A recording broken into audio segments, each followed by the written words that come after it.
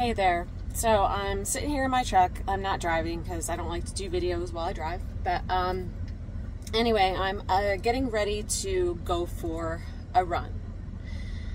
And full disclosure, I'm training for a marathon. But Kelly, isn't that what you tell people not to do? Yes. If you are a perimenopausal or menopausal woman, I am always coaching my women to not train for marathons. Try not to use running or too much running as a form of exercise. Now, if you are a marathon runner, if you're a runner, there are certainly women who are genetically just able to handle the stress of a lot of running, but that's not most perimenopausal and menopausal women. So I am typically coaching women not to do things like train for a marathon or train for like these really long endurance events. But here I am, I'm training for a marathon.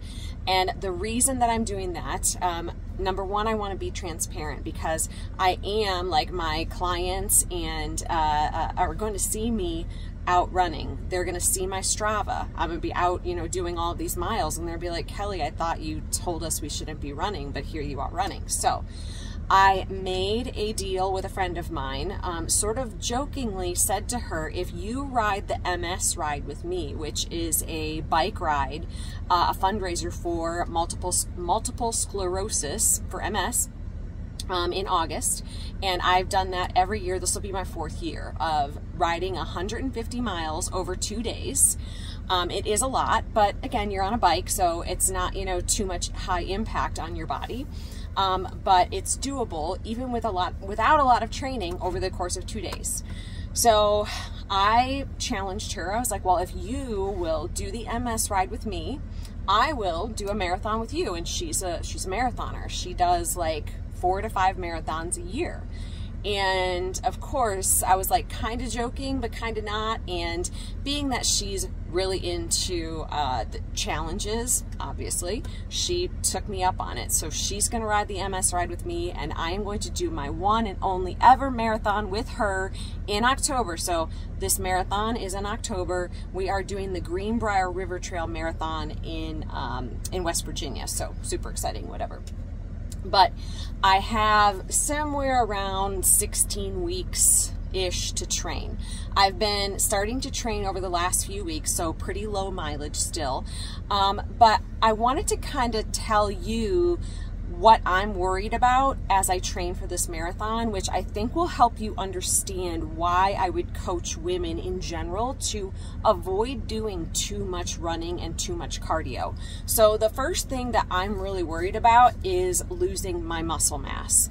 So I've told you before in other videos that women and men, once you get beyond the age of 30, 35, you're losing up to 1% of your muscle mass every year. So over time, that really makes a huge difference in your metabolic rate, in your body's ability to use sugar, and of course your strength, bone density, all these other things. So having muscle is your tissue of longevity. Muscle is what keeps you young. So it's anti-aging. It's the best anti-aging that you've got is your muscle. So I'm really worried about losing muscle as I train for this marathon, and I have worked really hard. I've lifted inconsistently for 20 years. I've lifted consistently for the past 10 years. And it has taken me all of that to build my muscle to where it is today. And so I am worried. I'm concerned about losing my muscle. So that's the first thing. The second thing I'm worried about is my hunger hormones. And this is another reason why I tell women, like, look, doing this high intensity, long distance cardio stuff, I already know this. Like, I'm worried about my appetite going up, but I already know. Because when I do high intensity interval workouts or when I do long distance cardio, my hunger is like crazy. And I don't care if I go out and run a marathon today, I can totally eat more calories than I would burn in that marathon, like in an hour. So I'm going to have to figure out how to manage my appetite, because I know it's going to go up in response to training for this marathon. So I'm going to be making more videos so that you can follow my marathon story, because this again is going to be my first and probably my last.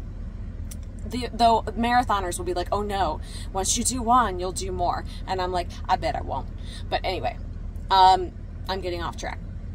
So I'm worried about my appetite and my hunger levels. I'm actually worried about overeating and eating too much and putting on body fat. And it's interesting because a lot of the women that I know who run marathons, who are also in that menopause phase, they actually start to gain weight despite the training that they're doing. And it doesn't make sense to them, but when you start to dive into the reasons why that might be happening, it starts to make sense. So again, there's muscle loss. That's your metabolic driver. I'm worried about the muscle loss. I'm worried about my appetite increasing. The third thing is I'm worried about injury. Anything where you are pounding on your body for hours at a time, you have a very, very high risk of injury. So I am worried, and already like, I'm going to be full disclosure on this journey. I've been running like pretty low mileage. Like the most I've done is 8 miles so far. I already am having like some sort of a sciatic issue and like a calf, like a tendonitis thing going on in my calf on the right side. So again, I'm going to have to manage my mileage very carefully. I'm going to have to manage my lifting schedule very carefully. And I am going to keep lifting, just not at the same volume. Again, I'm going to make more videos going into like how I'm training for this marathon, how I'm backing off on my lifting, what I'm doing, how I'm eating to manage my appetite. So again, that's the third thing. I'm worried about injury, and I'm worried about the pounding that my joints and my body is going to take as I train for this marathon. And I think the final thing that I'm worried about is just in general how hard running and endurance sports can be on hormones.